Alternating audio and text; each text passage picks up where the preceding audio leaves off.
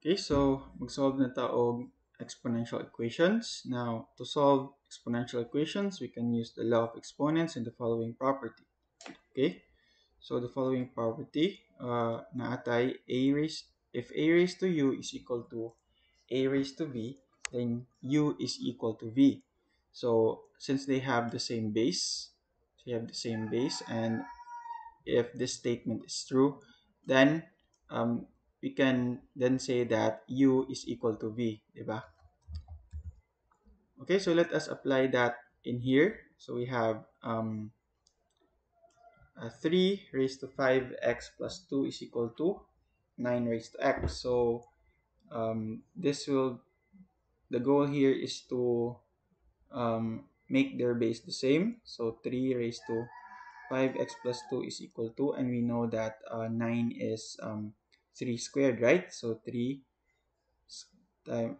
squared times x, raised to x. Okay, so we have here 5x plus 2 is equal to 3 raised to 2x. Okay, so we can then say that 5x plus 2 is equal to 2x. Now we can then solve for x.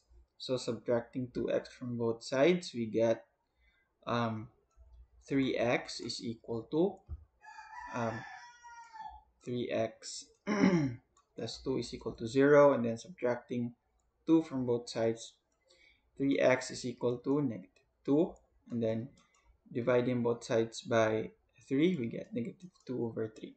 Okay, so that is our value of our x. Let's now proceed to a second example. So again, the goal is the same. We make the base equal, and then we can then equate their exponents. Okay, so what we have here, we have e raised to 2x multiplied by e raised to negative 3. Okay, negative, and then we can just then add these exponents together. This is from the law of exponents.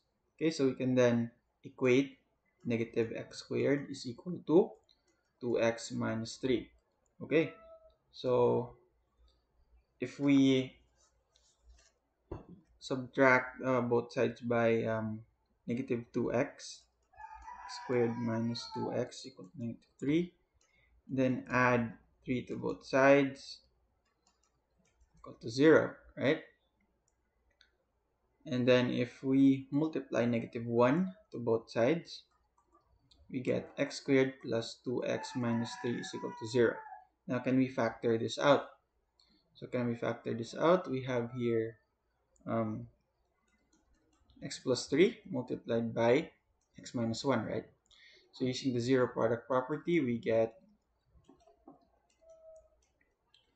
so x equal to negative 3 and x is equal to 1. Okay, very cool. So that is our values of x. So let's proceed to our last example, 8 raised to x minus 2. So we know that square root of 8 is just 8 raised to 1 half, right? So we now have a similar base. We can then equate them. Equal to 1 half.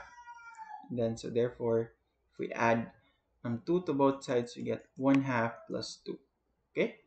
So you will get 2.5 or 5 over 2. Okay, so that's it for this video. I hope you learned something new.